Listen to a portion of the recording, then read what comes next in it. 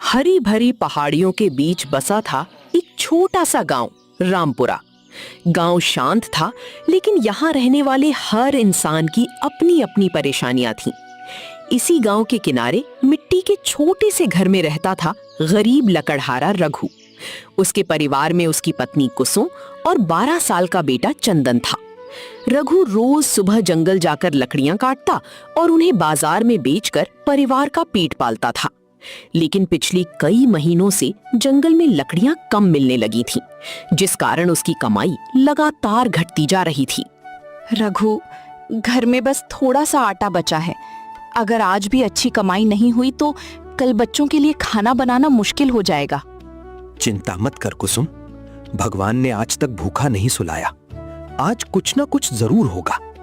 बाबा, आज स्कूल में सब नए जूते पहनकर आएंगे। मेरे जूते फिर से फट गए हैं। रघु कुछ पल चुप हो गया। उसने बेटे के पैरों की तरफ देखा। जूते सच में पूरी तरह घिस चुके थे। बस बेटा, इस बार थोड़ा अच्छा पैसा मिल जाए तो सबसे पहले तेरे जूते ही खरीदूंगा। चंदन मुस्कुरा दिया, लेकिन उसकी मुस्कान के पीछे छिपी मजबूरी साफ दिखाई दे रही थी। रघु अपनी कुल्हाड़ी उठाता है, पत्नी और बेटे की तरफ देखता है और जंगल की ओर निकल पड़ता है। यहीं से शुरू होता है एक ऐसा सफर जो उसकी पूरी जिंदगी बदलने वाला था। जंगल में उस दिन काफी देर तक घूमने के बाद रघु को आखिरकार एक सूखा पेड़ दिखाई देता है। आज तो भगवान ने सुन ली। अगर ये पूरा पेड़ मिल गया तो 2 दिन का राशन आ जाएगा। वो पूरी मेहनत से पेड़ काटने लगता है। कई घंटे की मेहनत के बाद लकड़ियों का बड़ा गट्ठर तैयार हो जाता है। रघु उसे कंधे पर रखकर बाजार की ओर चल देता है। रास्ते में उसकी मुलाकात गांव के व्यापारी भीखाराम से होती है। अरे रघु, इतनी मेहनत क्यों करता है? ये लकड़ियां मुझे दे दे, लेकिन ज्यादा पैसे मत मांगना। सेठ जी, इतनी मेहनत की है, कम से कम सही दाम तो दीजिए। सही दाम? अगर नहीं बेचनी तो आगे चले जाओ, देखते हैं कौन खरीदता है। रघु मजबूर था। अगर वापस ले जाता तो पूरा दिन बेकार चला जाता। वो कम दाम में ही लकड़ियां बेच देता है। घर लौटते समय उसकी जेब में सिर्फ कुछ सिक्के बचे थे। इतनी कम कमाई? क्या करता, मजबूरी सबसे बड़ा सौदा करा देती है। चंदन चुपचाप सब सुन रहा था। उसने पहली बार महसूस किया, गरीबी सिर्फ खाली जेब नहीं, टूटती हुई उम्मीदों का नाम भी है। अगली सुबह चंदन स्कूल से लौटकर घर के बाहर बैठा था। उसके हाथ में कोयले का छोटा सा टुकड़ा था। वो मिट्टी की दीवार पर सुंदर पेड़, पक्षी और गांव की तस्वीर बनाने लगा। पास से गुजर रही बुजुर्ग दादी गोमती रुक गईं। अरे वाह, ये चित्र तूने बनाया? हाँ दादी, कागज नहीं था इसलिए दीवार पर बना दिया। बेटा, तेरे हाथों में तो भगवान ने कला दी है। रघु भी वहां आ जाता है। मेरा बेटा पढ़ लिख कर बड़ा आदमी बनेगा, लकड़ियां नहीं काटेगा। लेकिन बाबा, अगर पैसे ही नहीं हुए तो पढ़ाई कैसे होगी? रघु के पास इस सवाल का कोई जवाब नहीं था। कुछ दिनों बाद गांव में खबर फैलती है कि पास वाले कस्बे में लकड़ियों की अच्छी कीमत मिल रही है। अगर वहां बेच आया तो इस बार अच्छे पैसे मिल जाएंगे। सुबह सुबह वो पहले से भी ज्यादा लकड़ियां काटता है। पूरा दिन मेहनत करता है, पसीने से कपड़े भीग जाते हैं। शाम तक उसके पास अब तक का सबसे बड़ा गट्ठर तैयार हो चुका था। कुसुम, आज लगता है भगवान ने हमारी सुन ली। सावधानी से जाना, इतनी मेहनत का फल अब हाथ से मत जाने देना। रघु मुस्कुराता है और कस्बे की ओर निकल पड़ता है। उसे बिल्कुल अंदाजा नहीं था कि किस्मत उसके लिए एक और परीक्षा तैयार कर चुकी है। रघु पूरे दिन चलकर कस्बे के बाजार पहुंचता है। आज बाजार में काफी भीड़ थी। कई लोग लकड़ियां खरीद रहे थे। अरे भाई, लकड़ियां बढ़िया हैं, कितने की दोगे? जो सही दाम लगे वही दे दीजिए मालिक। ठीक है, आज मैं पूरे 450 रुपए दूंगा। रघु की आंखें चमक उठती हैं। इतने पैसे उसे कई दिनों बाद एक साथ मिले थे। वो दोनों हाथ जोड़ देता है। भगवान आपका भला करे मालिक। दुकानदार पैसे गिनकर उसके हाथ में रख देता है। रघु बार बार जेब टटोल कर देखता है। उसे विश्वास ही नहीं हो रहा था कि आज घर में भरपेट खाना बन सकेगा। वो रास्ते में राशन की दुकान की ओर बढ़ने लगता है, लेकिन तभी एक आदमी तेजी से उसके पास आता है। भैया, जरा बताना तो बस अड्डा किधर पड़ेगा? रघु रुक जाता है। सीधे जाओ, फिर बरगद के पेड़ से दाहिने मुड़ जाना। उसी समय दूसरा आदमी पीछे से धीरे धीरे आता है और बिना आवाज किए रघु की जेब से पैसों की थैली निकाल लेता है। कुछ ही पल में दोनों आदमी भीड़ में गायब हो जाते हैं। रघु को कुछ भी पता नहीं चलता। थोड़ी देर बाद वो राशन खरीदने के लिए जेब में हाथ डालता है। उसका चेहरा एकदम सफेद पड़ जाता है। अरे, मेरे पैसे, मेरी थैली कहाँ गई? वो पूरे बाजार में भागने लगता है, हर किसी से पूछता है। भाई साहब, क्या आपने किसी को मेरी थैली लेते देखा? लेकिन किसी ने कुछ नहीं देखा। रघु सड़क किनारे बैठ जाता है। उसकी आंखों से आंसू निकल पड़ते हैं। हे भगवान, इतनी मेहनत के बाद भी क्या मेरी किस्मत कभी नहीं बदलेगी? खाली हाथ, टूटे मन से वो गांव की ओर लौट पड़ता है। रघु घर पहुंचता है। उसके चेहरे को देखते ही कुसुम सब समझ जाती है। क्या हुआ? तुम इतने परेशान क्यों हो? रघु बिना कुछ बोले धीरे से जमीन पर बैठ जाता है। कुछ देर बाद वो पूरी बात बता देता है। कुसुम की आंखें भर आती हैं, लेकिन वो खुद को संभाल लेती है। रोने से कुछ नहीं होगा, हम फिर मेहनत करेंगे। हर बार मेहनत करता हूँ, लेकिन हर बार कुछ ना कुछ छिन जाता है। उसी समय चंदन अंदर से एक छोटी सी मिट्टी की गुल्लक लेकर आता है। बाबा, ये लो। ये क्या है बेटा? मैंने स्कूल के मेले से बचाए हुए पैसे रखे थे। सोचा था कभी रंग और कॉपी खरीदूंगा, लेकिन अभी घर ज्यादा जरूरी है। रघु की आंखों में आंसू आ जाते हैं। नहीं बेटा, तेरे सपने मैं कभी नहीं तोड़ूंगा। सपने बाद में भी पूरे हो जाएंगे बाबा, लेकिन आज घर में खाना होना चाहिए। कुसुम भी भावुक हो जाती है। उस दिन तीनों ने बहुत साधारण खाना खाया, लेकिन एक दूसरे का हौसला नहीं टूटने दिया। कुछ दिनों बाद गांव के मुखिया ने सभी लोगों को चौपाल में बुलाया। सुनो सब लोग, सरकार ने जंगल के इस हिस्से से लकड़ियां काटने पर रोक लगा दी है। अब बिना अनुमति कोई पेड़ नहीं काटेगा। पूरा गांव हैरान रह जाता है। एक लकड़हारा पूछता है, तो अब हम अपने परिवार का पेट कैसे पालेंगे? मुखिया भी चुप हो जाता है। रघु के चेहरे पर चिंता साफ दिखाई दे रही थी। घर लौटते समय कुसुम पूछती है, अब क्या करेंगे? सूखी लकड़ियां ढूंढूंगा जो जमीन पर गिरी हूं, शायद उनसे कुछ काम चल जाए। लेकिन अब गांव के लगभग सभी लकड़हारे उसी काम में लग चुके थे। जिस लकड़ी के लिए पहले कोई नहीं जाता था, अब उसी के लिए लोग सुबह से लाइन लगा रहे थे। रघु रोज पहले निकलता, फिर भी बहुत कम लकड़ियां मिल पाती थीं। कमाई फिर आधी रह गई। एक शाम चंदन स्कूल से लौटते समय बाजार में एक बढ़ई की दुकान के बाहर रुक जाता है। वो लकड़ी से बनी सुंदर कुर्सियां, खिलौने और नक्काशी देखता रहता है। बढ़ई दयाराम उसे देख लेता है। क्या देख रहे हो बेटा? चाचा, ये सब आपने बनाया?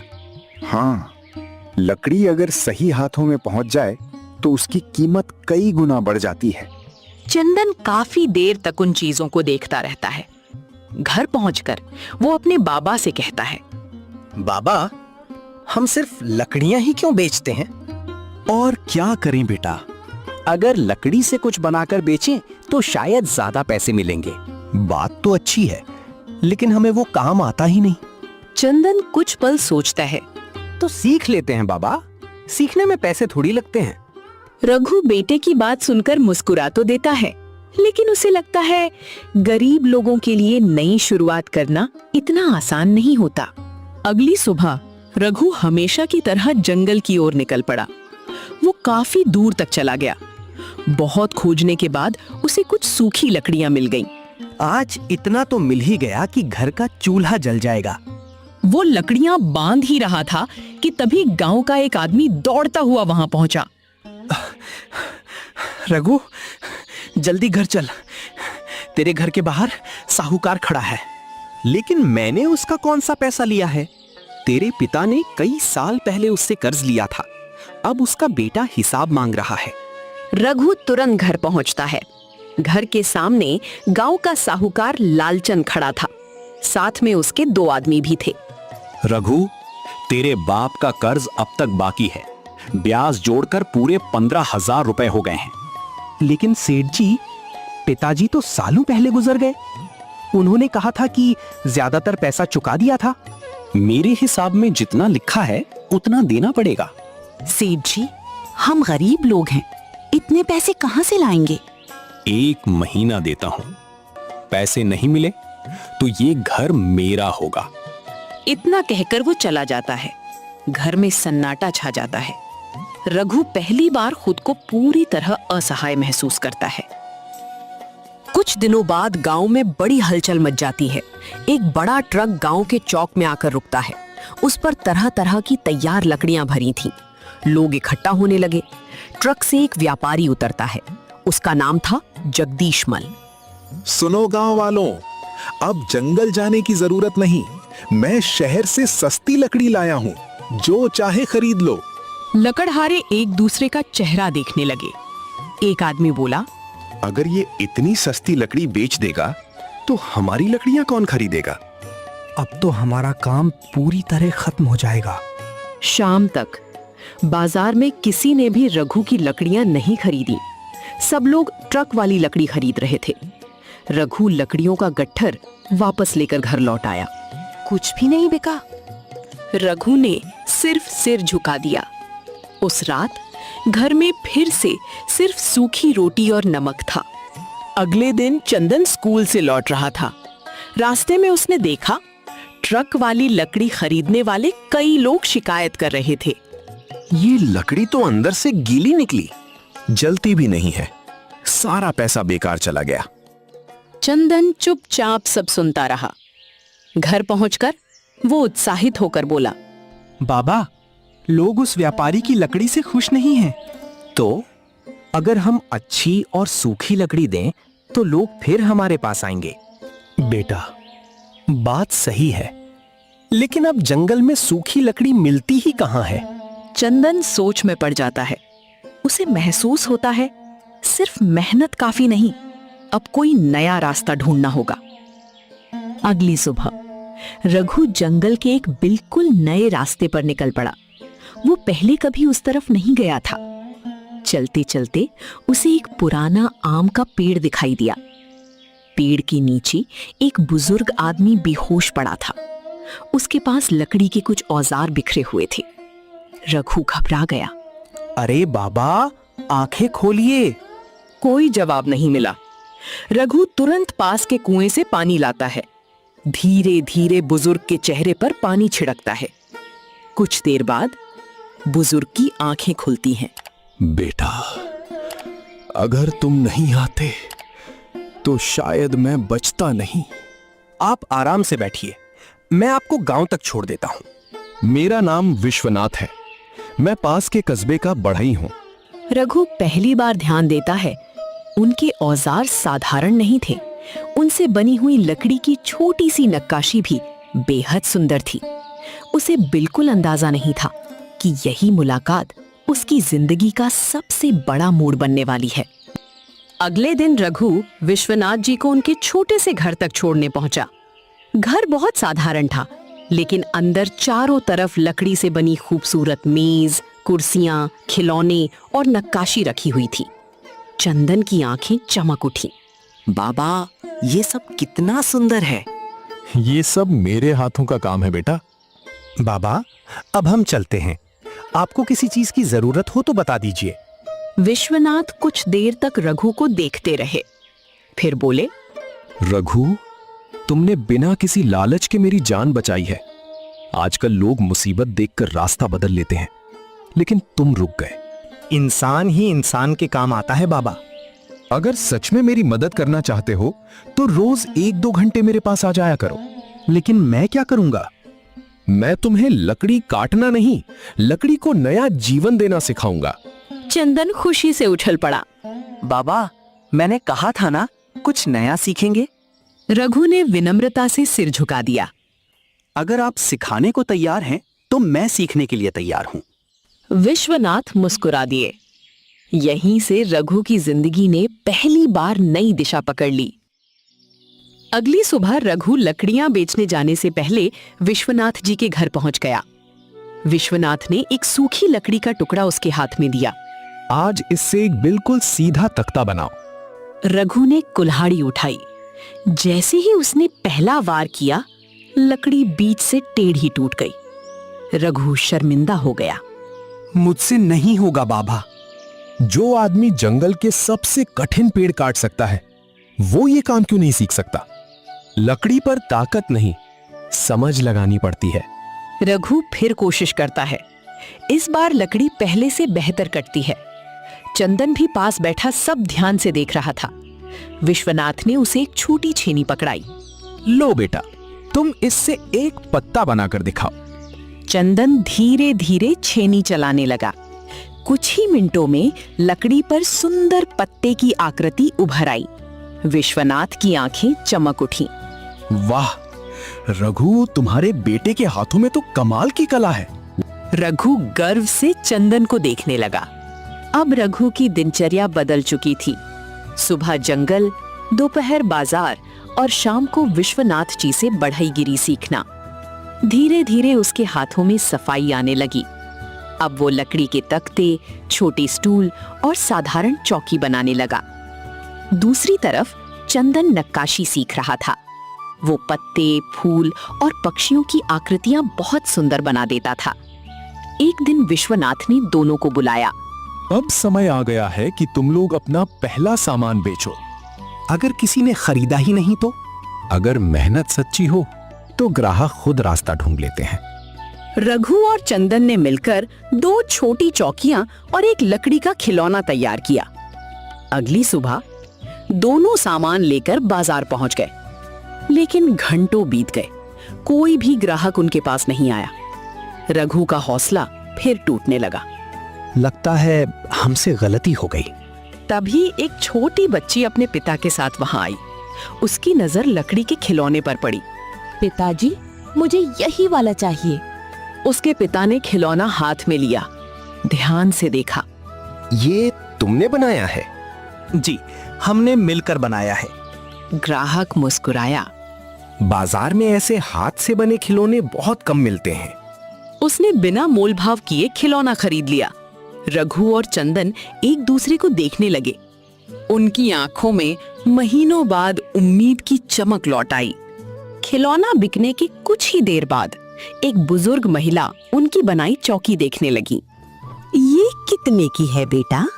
रघु झिझक गया। उसे कीमत तय करना भी नहीं आता था। विश्वनाथ की बात याद आई। अपने काम की कीमत कभी कम मत आंकना। अगर आपको पसंद आए तो 400 रुपए। महिला ने चौकी को ध्यान से देखा। लकड़ी मजबूत है, काम भी साफ है। उन्होंने मुस्कुराते हुए पूरे पैसे दे दिए। रघु के हाथ कांप रहे थे। वही लकड़ी जिसे बेचकर पहले मुश्किल से 100-200 रुपए मिलते थे, आज उसी लकड़ी से बनी एक चौकी 400 रुपए में बिक गई। शाम को रघु मिठाई का छोटा डिब्बा लेकर घर पहुंचा। आज किस खुशी में? अम्मा, आज हमारी मेहनत पहली बार सही कीमत पर बिकी है। कुसुम की आंखों में खुशी के आंसू आ गए। हे भगवान, बस हमारे परिवार की ये नई शुरुआत हमेशा बनी रहे।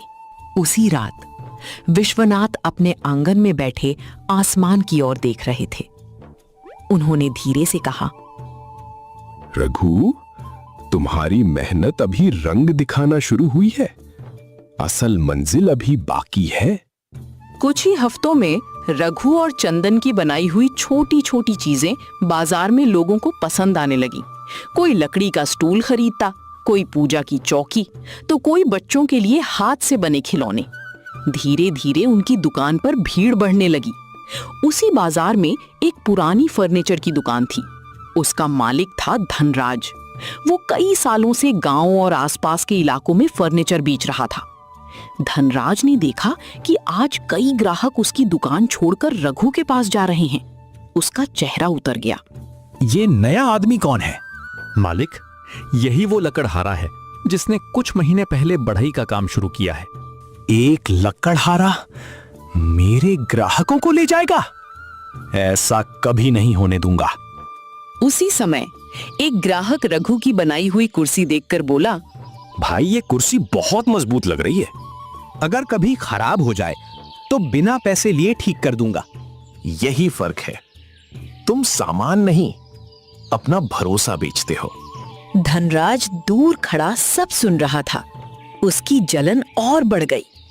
अगले दिन पास के गांव के स्कूल के प्रधानाचार्य बाजार आए। वे बच्चों के लिए नई बेंच और मेज बनवाना चाहते थे। उन्होंने पहले धनराज की दुकान देखी। 50 बेंच और 50 मेज चाहिए।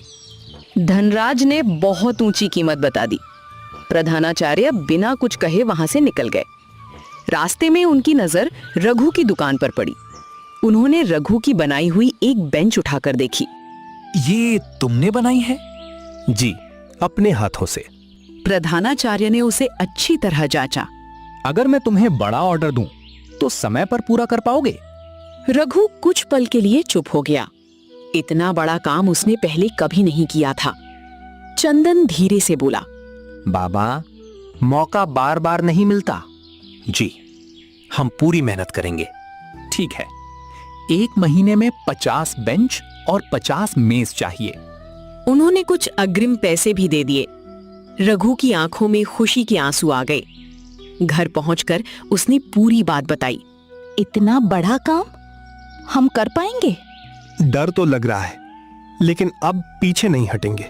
अगले ही दिन पूरा परिवार काम में जुट गया। रघु लकड़ी तैयार करता, चंदन नाप लेकर निशान बनाता, कुसुम लकड़ी साफ करती और सामान संभालती। तीनों सुबह से देर रात तक मेहनत करने लगे। 1 सप्ताह में काफी सामान तैयार हो गया। उसी रात तेज हवा चलने लगी। आसमान में बादल तो थे, लेकिन बारिश नहीं हुई। रघु ने सारी लकड़ी आंगन में ढक कर रख दी। सुबह जब वो बाहर आया तो उसके होश उड़ गए। लकड़ी के कई तख्ते गायब थे, कुछ औजार भी नहीं थे। कुसुम, जल्दी बाहर आओ। कुसुम दौड़ कर आई। ये सब कैसे हुआ? चंदन भी बाहर निकल आया। बाबा, किसी ने चोरी कर ली। रघु चुपचाप जमीन पर बैठ गया। इतनी मेहनत फिर से किसी की बुरी नजर का शिकार हो गई थी। उसे समझ नहीं आ रहा था अब ऑर्डर समय पर कैसे पूरा होगा। उसी समय विश्वनाथ वहां पहुंचे। उन्होंने बिना कुछ कहे आंगन में पड़े पैरों के निशान देखे। रघु, ये साधारण चोरी नहीं लगती। रघु हैरानी से उनकी तरफ देखने लगा। जिसने भी चोरी की है उसे अच्छी तरह पता था कि कौन सी लकड़ी सबसे कीमती है। रघु के मन में पहली बार एक शक पैदा हुआ, लेकिन बिना सबूत किसी का नाम लेना उसे सही नहीं लगा। उसे सिर्फ एक ही चिंता थी, कहीं उसकी ईमानदारी पर सवाल ना उठ जाए।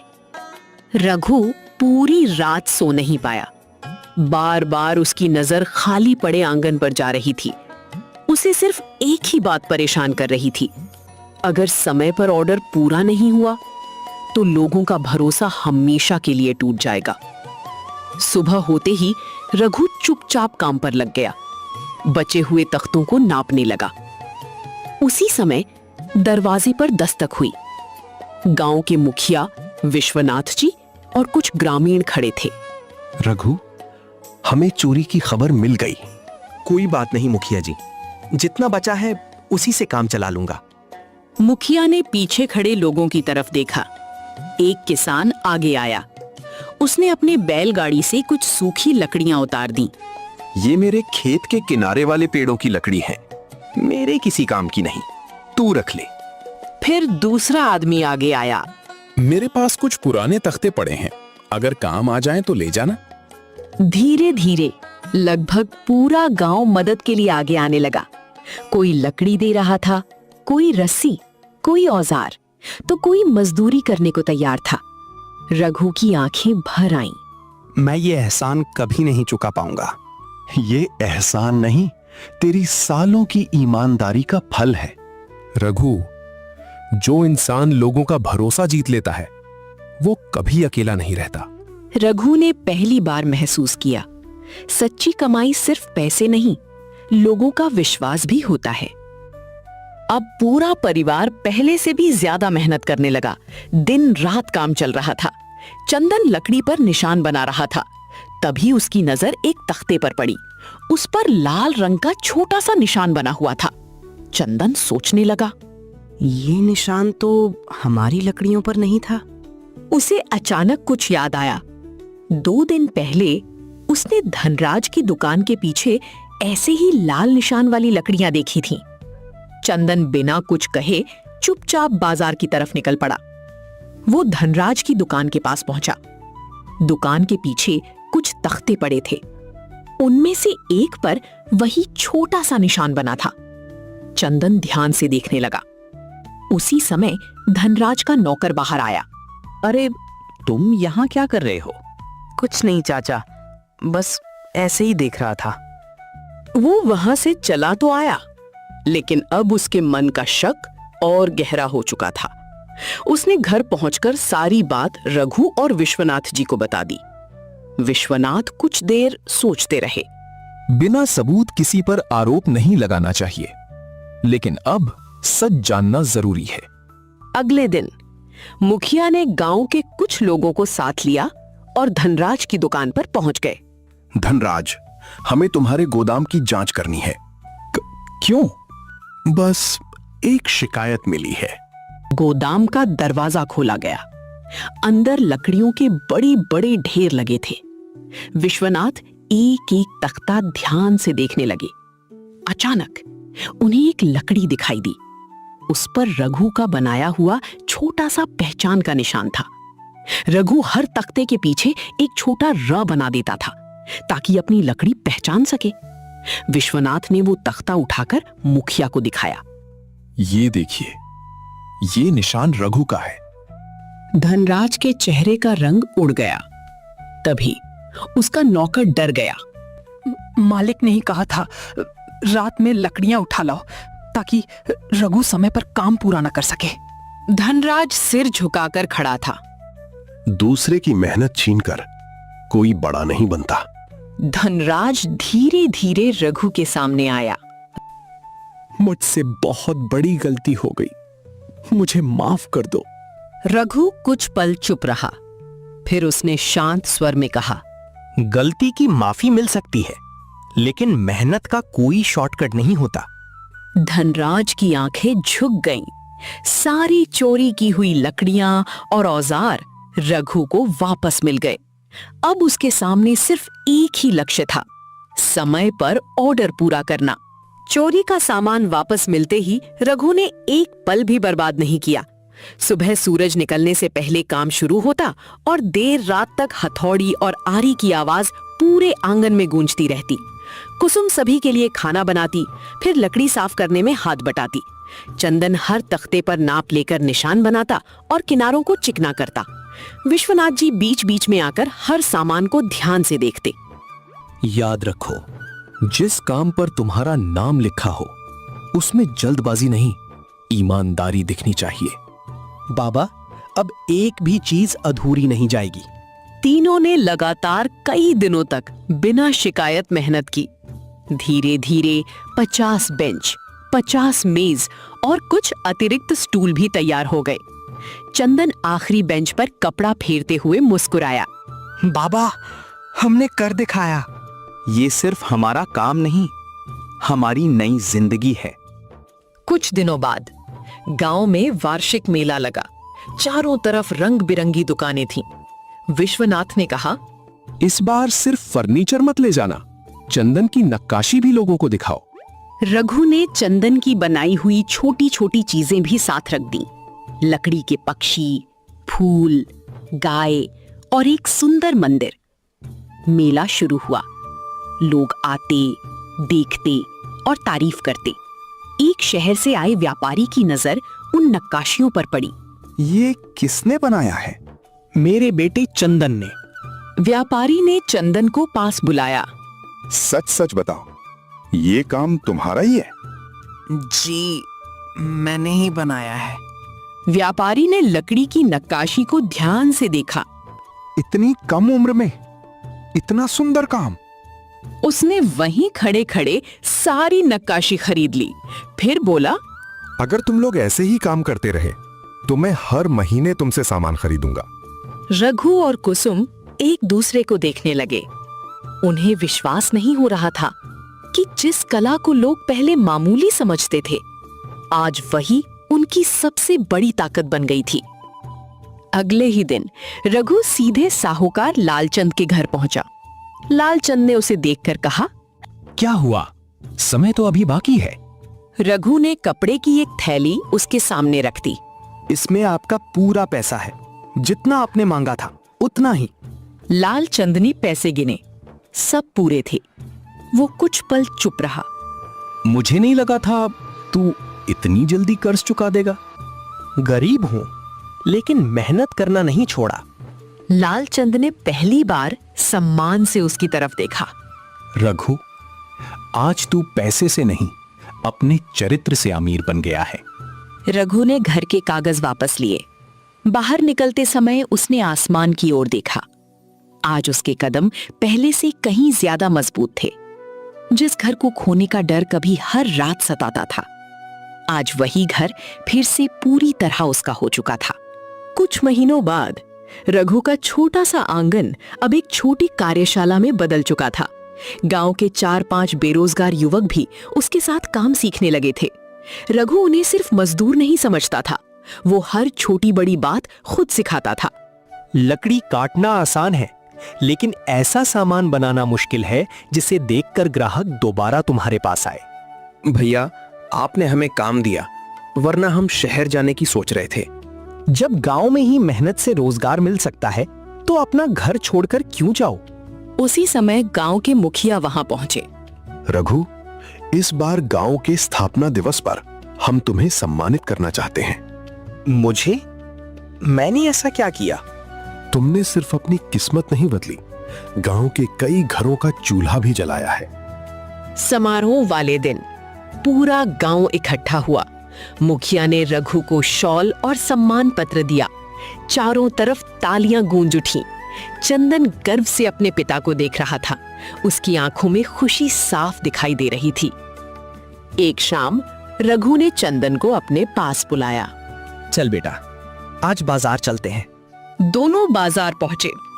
रघु उसे सीधे जूते की दुकान पर ले गया। बाबा, यहाँ क्यों आए हैं? याद है, तूने एक दिन फटे हुए जूतों की बात की थी। चंदन चुप हो गया। उसे वो दिन याद आ गया। रघु ने दुकानदार से कहा, मेरे बेटे के लिए सबसे मजबूत और आरामदायक जूते दिखाइए। चंदन ने नए जूते पहने। उसके चेहरे की खुशी देखकर रघु की आंखें भर आईं। लेकिन बात यहीं खत्म नहीं हुई। रघु उसे किताबों की दुकान पर भी ले गया। तू जितनी किताबें लेना चाहता है ले ले। चंदन ने धीरे से पूछा, बाबा, इतने पैसे खर्च हो जाएंगे? ज्ञान पर खर्च किया गया पैसा खर्च नहीं, सबसे बड़ा निवेश होता है। चंदन खुशी से अपने पिता के गले लग गया। कुछ समय बाद वही व्यापारी जिसने मेले में चंदन की नक्काशी खरीदी थी, फिर गांव आया। इस बार वो अकेला नहीं था, उसके साथ शहर के 2 बड़े व्यापारी भी थे। उन्होंने पूरी कार्यशाला देखी, हर सामान को ध्यान से परखा। रघु, हम चाहते हैं कि तुम्हारा बनाया सामान शहर की हमारी दुकानों में भी बिके। रघु कुछ पल के लिए चुप रह गया। उसे अपने पुराने दिन याद आने लगे, जब कोई उसकी लकड़ियां तक खरीदना नहीं चाहता था। अगर मेरे काम से लोगों का भरोसा बना रहे तो मुझे मंजूर है। आज से हम साथी हुए। चंदन खुशी से अपने पिता की ओर देखने लगा। विश्वनाथ जी भी वहीं खड़े थे। देखा रघु, मैंने कहा था ना, लकड़ी को नया जीवन देना सीख जाओ तो किस्मत भी नया रूप ले लेती है। अगर उस दिन आपने मुझे मौका नहीं दिया होता तो शायद मैं आज भी जंगलों में भटक रहा होता। मौका मैंने दिया था, लेकिन उसे सफलता में बदलने का काम तुम्हारी मेहनत ने किया। कुछ साल बाद रामपुरा गांव पूरी तरह बदल चुका था। रघु की छोटी सी कार्यशाला अब एक बड़ी फर्नीचर इकाई बन चुकी थी। गांव के कई परिवार वहीं काम करते थे। किसी को रोजगार की तलाश में शहर नहीं जाना पड़ता था। एक दिन रघु उसी पुराने रास्ते से गुजर रहा था जहां कभी वो लकड़ियों का भारी गट्ठर उठाकर चलता था। वो कुछ पल के लिए वहीं रुक गया। चंदन उसके पास आकर खड़ा हो गया। क्या सोच रहे हैं बाबा? यही कि अगर उस समय हर मुश्किल के सामने हार मान लेता तो आज ये दिन कभी नहीं देख पाता। उसी समय कुछ छोटे बच्चे वहां आए। एक बच्चा बोला, चाचा, बड़े आदमी बनने का सबसे आसान रास्ता क्या है? बड़ा आदमी पैसा कमाने से नहीं बनता, बड़ा आदमी अपने काम और अपने व्यवहार से बनता है। अगर बार बार असफलता मिले तो समझ लेना भगवान तुम्हें हार नहीं और मजबूत बनने की तैयारी करा रहे हैं। चंदन गर्व से अपने पिता को देख रहा था। उसे समझ आ चुका था कि उसके पिता की सबसे बड़ी दौलत पैसे नहीं, उनकी ईमानदारी, मेहनत और लोगों का विश्वास था। रघु की कहानी हमें यही सिखाती है कि किस्मत बदलने का कोई जादुई रास्ता नहीं होता। ईमानदारी, मेहनत, सीखने की इच्छा और कभी हार ना मानने वाला हौसला धीरे धीरे वही इंसान को वहां पहुंचा देता है जहां कभी पहुंचने का उसने सिर्फ सपना देखा था। दोस्तों, अगर हमारी ये कहानी आपको जरा सी भी पसंद आई हो तो कृपया हमारे चैनल को जरूर सब्सक्राइब करें। ऐसी ही दिल छू लेने वाली और मनोरंजक कहानियां देखने के लिए हमारे साथ जुड़े रहें। वीडियो को लाइक करें, अपने दोस्तों के साथ शेयर करें और कमेंट करके हमें जरूर बताइए कि आपको ये कहानी कैसी लगी। धन्यवाद।